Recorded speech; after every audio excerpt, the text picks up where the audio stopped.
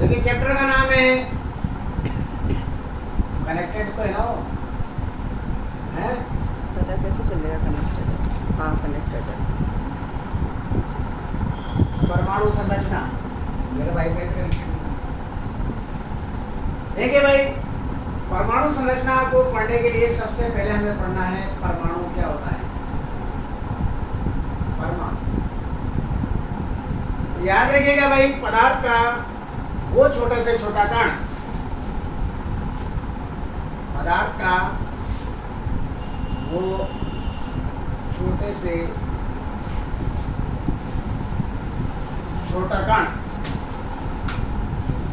जिसका स्वतंत्र अस्तित्व, जिसका स्वतंत्र अस्तित्व संभव नहीं होता है, परमाणु कहलाता है। बताता वो छोटा से छोटा कण जिसका स्वतंत्र अस्तित्व संभव नहीं होता है, परमाणु कहलाता है। परमाणु कहलाता है, अर्थात रासायनिक अभिक्रिया की इकाई को, रासायनिक अभिक्रिया की इकाई को परमाणु कहते हैं।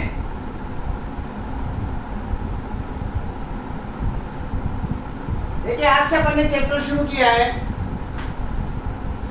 परमाणु संरचना। परमाणु संरचना में सबसे पहले हमें शब्द आ रहा है परमाणु, तो इसके बारे में जानकारी होना चाहिए कि पदार्थ का वो छोटा से छोटा कण जिसका स्वतंत्र अस्तित्व संभव नहीं होता है, परमाणु कहलाता है। अर्थात रासायनिक अभिक्रिया की इकाई को परमाणु कहते हैं। तो आपका सीधा सीधा पढ़ना होगा कि रासायनिक अभिक्रिया की इकाई को परमाणु कहते हैं। सबसे पहले ये चीज ध्यान रखें। अच्छा, एक सब चीज मैं पीडीएफ फाइल में भी आपको भेज दूंगा, जितना पढ़ाएंगे वो पीडीएफ फाइल में आप देख लेंगे, सब आपके पास लिखित में आ जाएगा। परमाणु याद रखना, आपने छोटी क्लासों में पढ़ा है कि जो परमाणु में देखा होगा आपने, बीच में नाभिक होता है जिसमें प्रोटॉन और न्यूट्रॉन उपस्थित होते हैं। इसके चारों ओर आपने पढ़ा है वृत्ताकार कक्षाएं होती हैं, ये आपने पढ़ा है। तो ये तो परमाणु में होता है भाई नाभिक,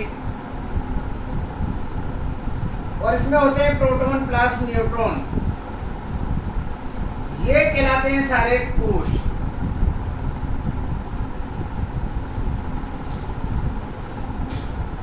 इस कोश में उपस्थित होते हैं इलेक्ट्रॉन, जो इस नाभिक के चारों ओर चक्कर लगाते हैं। तो हमें यहां पढ़ना है, कोश को भी समझना है क्या होते हैं, और नाभिक को भी समझना है क्या होते हैं। इसके अलावा हमें यह भी समझना है कि इलेक्ट्रॉन, प्रोटॉन और न्यूट्रॉन के बारे में हमें इनिशियल स्टेज पे जानकारी होना चाहिए कि इलेक्ट्रॉन क्या होते हैं, प्रोटॉन क्या होते हैं और न्यूट्रॉन क्या होते हैं। तो अपने को अगर ये बात आपके समझ में आ गई होगी कि परमाणु दो भागों से मिलकर बना होता है, एक तो कोश और दूसरा नाभिक। नाभिक में होते हैं प्रोटॉन और न्यूट्रॉन, और इस कोश में चक्कर लगाते हैं इलेक्ट्रॉन, ये तो आपको पता होगा। अब हम यहां पढ़ने जा रहे हैं, सबसे पहले हम बात करें कोश की। देखिए कोश के बारे में बात करें, सबसे पहले कोश क्या होता है। तो हम कहेंगे नाभिक के चारों ओर वो स्थान जहां इलेक्ट्रॉन चक्कर लगाते हैं, कोश क्या क्या नाभिक के चारों ओर वो वृत्ताकार क्षेत्र जहां इलेक्ट्रॉन चक्कर लगाते हैं, कोश कहलाते हैं। और इन कोशों को हम नाभिक की ओर से 1 2 3 4 डॉट डॉट डॉट या KLMNO डॉट डॉट डॉट आदि अक्षरों से प्रदर्शित करते हैं। यानी कि कह रहा है कोश, कोश को क्या बताया हमने, नाभिक के चारों ओर वो वृत्ताकार क्षेत्र जहां इलेक्ट्रॉन चक्कर लगाते हैं, कोश कहलाते हैं। इसे स्मॉल एन से प्रदर्शित करते हैं। देखिए ये नाभिक, ये कोश,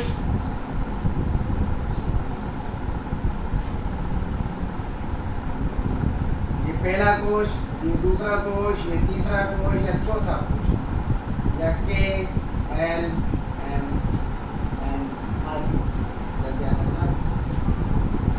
अब यदि n बराबर 1 हो तो इलेक्ट्रॉन पहले कोश या कौन सा कोश में, के कोश में होगा। यदि n बराबर 2 हो तो इलेक्ट्रॉन दूसरे कोश या एल कोश में। यदि n बराबर 3 है तो इलेक्ट्रॉन तीसरे कोश में या n कोश में उपस्थित होगा। तो कोश के बारे में अपन ने क्या बताया कि नाभिक के चारों ओर वो वृत्ताकार क्षेत्र जहां इलेक्ट्रॉन चक्कर लगाते हैं कोश कहलाते हैं। और इन कोशों को हम स्मॉल n से प्रदर्शित करते हैं और n के इन मानों को नाभिक की ओर से 1, 2, 3, 4, 5 या के एल एम एन ओ आदि अक्षरों से प्रदर्शित करते हैं। जैसे 1, 2, 3, 4 या के एल एम एन ओ आदि अक्षरों से प्रदर्शित करते हैं। यदि n बराबर 1 है तो इलेक्ट्रॉन पहले कोश में होगा, n बराबर 2 है तो इलेक्ट्रॉन दूसरे कोश में होगा, n बराबर 3 है तो इलेक्ट्रॉन तीसरे कोश या m कोश में होगा, n बराबर 4 है तो इलेक्ट्रॉन चौथे कोश या n कोश में उपस्थित होगा। अर्थात इन कोशों में इलेक्ट्रॉन लगातार चक्कर लगाते रहते हैं। इसके बाद अगर बात आई अपनी, ये तो गए इसके बारे में, कोश के बारे में। कोश के बाद अपन बात करते हैं नाभिक। देखिए नाभिक की अगर अपन बात करें, ये नाभिक,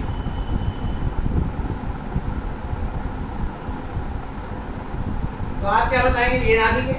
आप इसको परिभाषित करते हैं। देखो ये परमाणु है, तो कैसे परिभाषित करेंगे, देखो परमाणु के बीचों बीच वो छोटा स्थान जहां प्रोटॉन और न्यूट्रॉन उपस्थित होते हैं क्या कहलाता है भाई, नाभिक कहलाता है। क्या कहलाता है, नाभिक कहलाता है।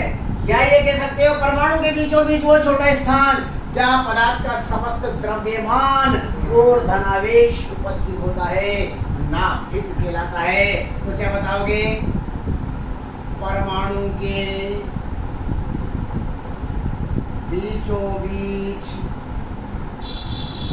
वो छोटा स्थान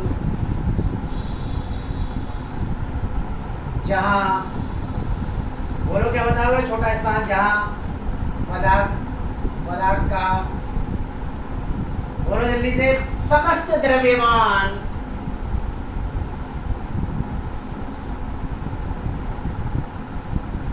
वे, बोलो समस्त द्रव्यमान, बोलो वे धनावेश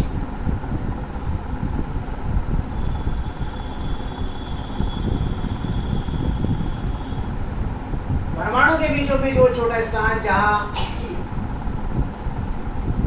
पदार्थ का समस्त द्रव्यमान धनावेश उपस्थित होता है क्या कहलाता है भाई, नाभिक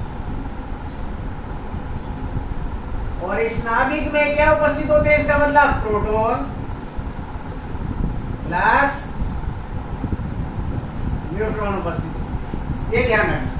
तो नाभिक के बारे में अगर बात करें तो परमाणु के बीचों बीच वो छोटा स्थान जहां पदार्थ का समस्त द्रव्यमान और धनावेश उपस्थित होता है, नाभिक कहलाता है। और इस नाभिक में प्रोटॉन और न्यूट्रॉन दोनों उपस्थित होते हैं। प्रोटॉन भी उपस्थित होते हैं और न्यूट्रॉन भी उपस्थित होते हैं।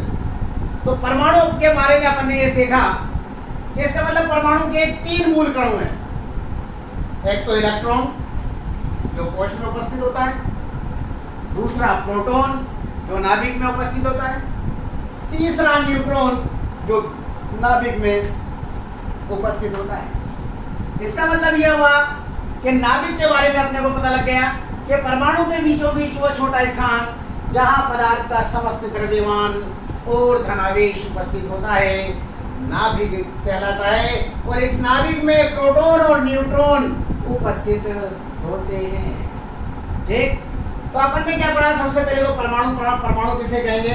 तो आपका जवाब हो गया कि पदार्थ का वो छोटा से छोटा कण जिसका स्वतंत्र अस्तित्व संभव नहीं होता है, अर्थात रासायनिक अभिक्रिया की इकाई को परमाणु कहते हैं। परमाणु 2 भागों से मिलकर बना होता है, एक तो कोश और दूसरा नाभिक। कोश क्या होता है ये भी अपन ने बताया कि परमाणु के बीचों बीच या कोश के बारे में बात करोगे तो क्या बताओगे भाई? कोश नाभिक के चारों ओर वो वृत्ताकार क्षेत्र जहां इलेक्ट्रॉन चक्कर लगाते हैं कोश कहलाते हैं। और इन कोशों को नाभिक की ओर से 1, 2, 3, 4 या KLMNO आदि अक्षरों से प्रदर्शित करते हैं। यदि n बराबर 1 है तो इलेक्ट्रॉन पहले कोश या K कोश में होगा, n बराबर 2 है तो दूसरे कोश या L कोश में होगा, n बराबर 3 है तो तीसरे या M कोश में होगा, n बराबर 4 तो चौथे या 5वें कोश में उपस्थित होगा। क्लियर हो गई बात? इसके बाद आता है नाभिक। तो नाभिक की बात अपन ने बताई कि परमाणु के बीचों बीच वो छोटा स्थान जहां पदार्थ का समस्त द्रव्यमान और धनावेश उपस्थित होता है, नाभिक कहलाता है। अर्थात नाभिक में प्रोटॉन और न्यूट्रॉन उपस्थित होते हैं। इस बारे में आपको ये जानकारी होना चाहिए। कल अपन पढ़ेंगे परमाणु के 3 मूल कण, इलेक्ट्रॉन, प्रोटॉन और न्यूट्रॉन। इनके बारे में ये इलेक्ट्रॉन क्या है, प्रोटॉन क्या है, न्यूट्रॉन क्या है, इनके बारे में अपन कल पढ़ेंगे।